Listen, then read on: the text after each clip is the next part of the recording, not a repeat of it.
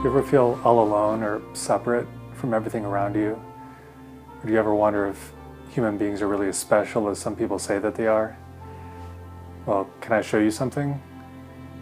There was a time not too long ago when I was feeling less than special and feeling like I didn't have that much power in my own life. I was going through a lot of challenges with work and also in my own spiritual life too. And one day I saw a video of a woman who had a near-death experience. And when she came back from that experience, she also found out that she was able to move things with her mind.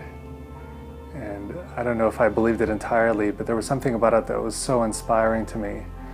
And I thought, if I could do something like that, maybe there is something to what everyone says about the power of the mind and how amazing humans are. So I thought I'd set up an experiment for myself, and I took a piece of tin foil and I balanced it on a needle and I put it under a glass container.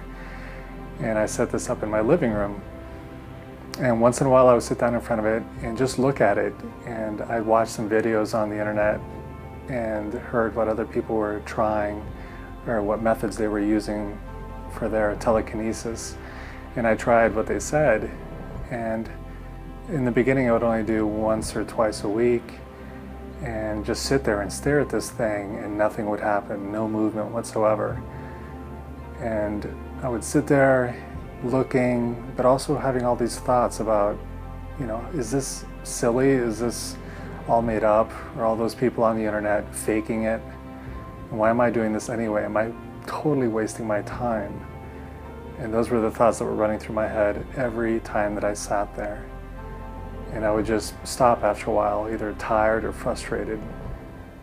And I would just give up.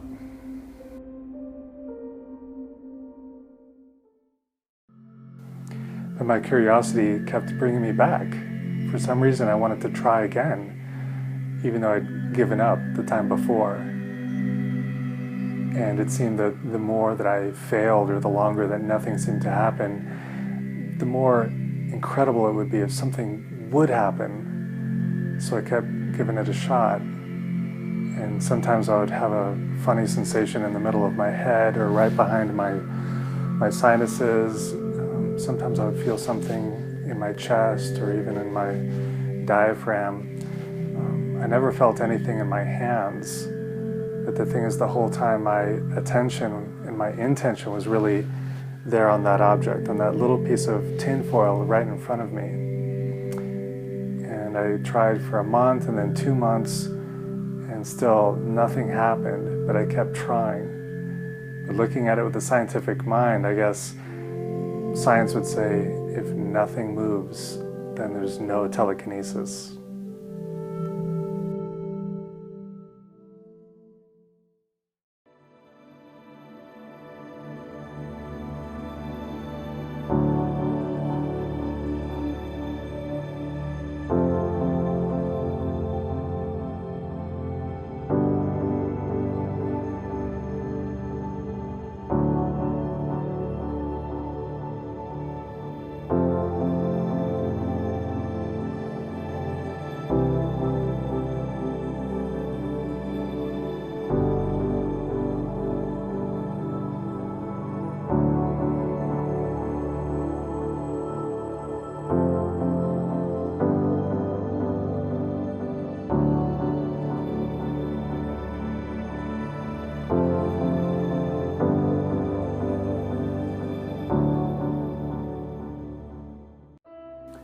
But at the same time, if it moves even just a little bit, then that would have to mean that there's something.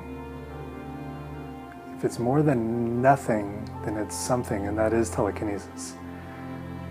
So I kept trying, hoping to just see something. And sometimes I would think I saw something moving just on the edges. And sometimes it seemed that there was something in between us, in my vision, that would kind of move. And sometimes I would think that I saw something in my eyes moving, but I was never quite sure. But I kept looking at it and I kept trying. And then more and more I would start to think that I could see these teeny tiny micro movements. And I would just sit there and look at them and then not believe them. And then one day the piece of tinfoil started to turn all by itself. And I just sat there with a big old grin on my face in awe. And actually it was late at night, so the next thing I did is I got up and I woke up my wife, Sierra, and I told her I did it, because she knew that I'd been trying this all this time. And all she said was, "Of course you did." So that was really amazing.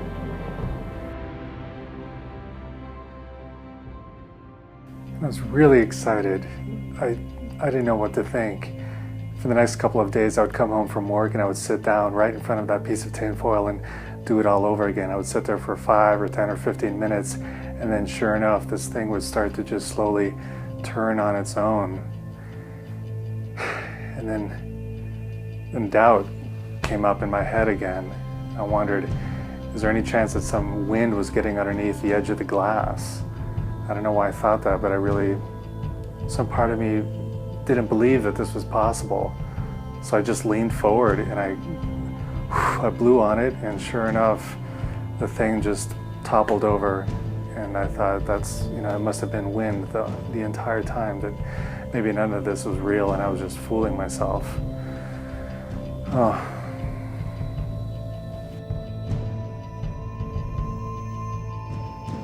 But I decided not to give up. The excitement was still there, and some part of me really wanted to believe that it was real after all. So what did I do? I grabbed some masking tape and I sealed the bottom of the container to make sure that no wind would get in. And I blew on it and tested it, and sure enough, nothing was going to get through that. And I tried it again. I put my hands up a little bit away from the glass and stared at it.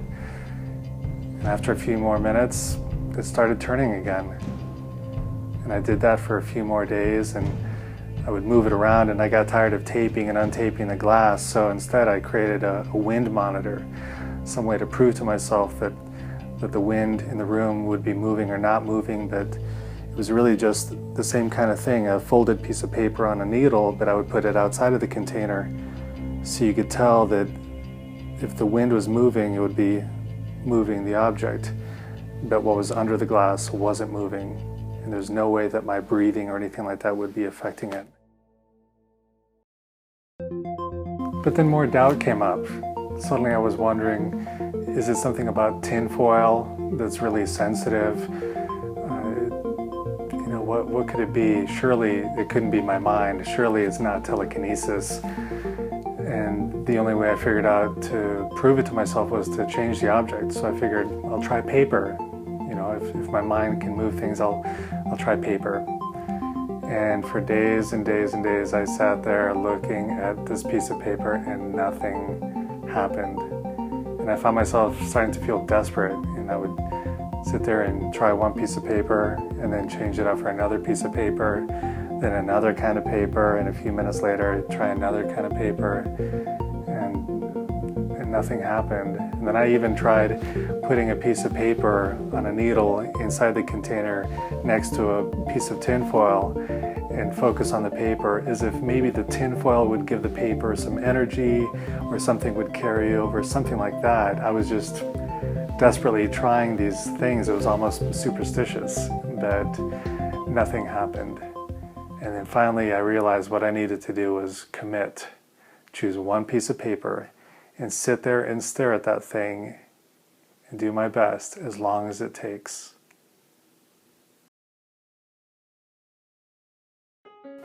And then you know what? One day those little micro movements started happening, and I relaxed and kept looking at it, and it started spinning.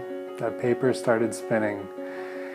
And soon after that I realized that if I put my hand directly on the glass and let myself touch the container, the spin would even be faster and I could make it move sooner.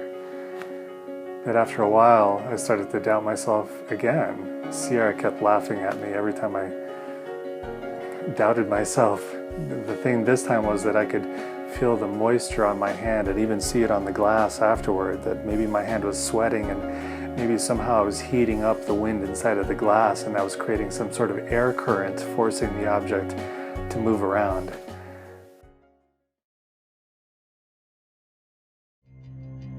So I thought I should just take my hands off the glass again and try and move it that way.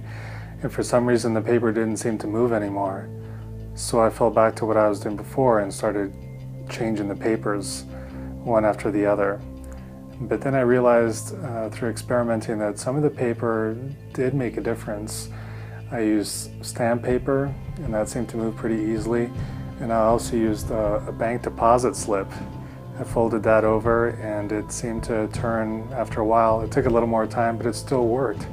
It was a lot bigger than the other pieces of paper, but that didn't seem to matter at all.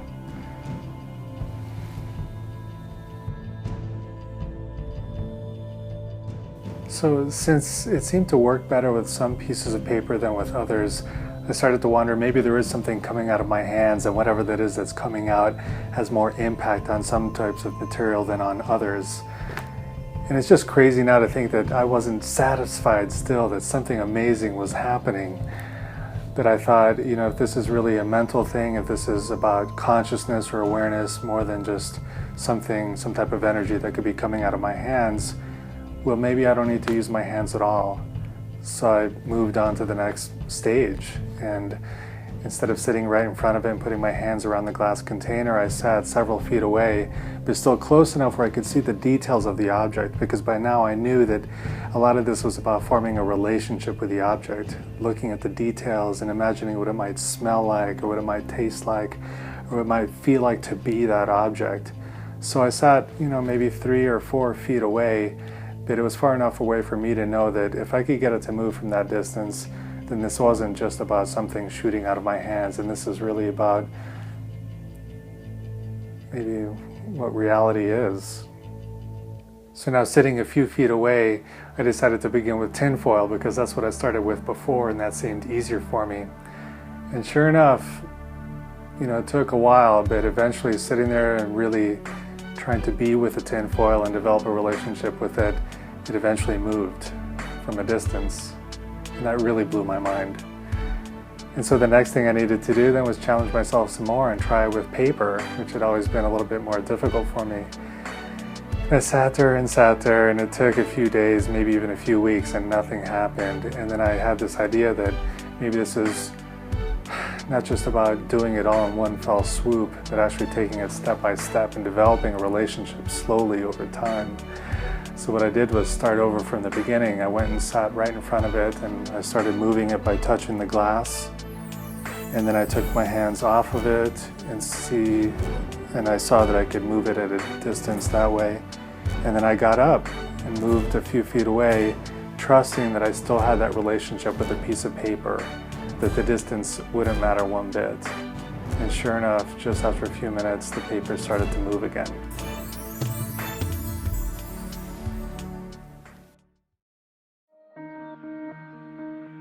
All this time that I've been working on this, moving tinfoil and moving paper up close and far away, Sierra had been cheering me on and supporting me and laughing every time I doubted myself. And I knew that in the past she'd had dreams and lucid dreams about moving things with her mind, or moving her fingers through her hand, or moving her hand through a wall. And one day I said, why don't you give this a shot? And she sat down, and on her very first try, she got the piece of tinfoil to move. It drove me nuts because I'd worked so hard at it, and on her first try she got it to happen. So that was pretty amazing. And then sometime after that we went out for drinks with a couple friends of ours, and we told them about it, and we set up a tinfoil there in their house, and the husband tried. He couldn't get it to work, but then the wife tried, and she was doing her own thing, moving her hands a certain way and looking at it a certain way, and we told her that it seemed to be about relationship. And after about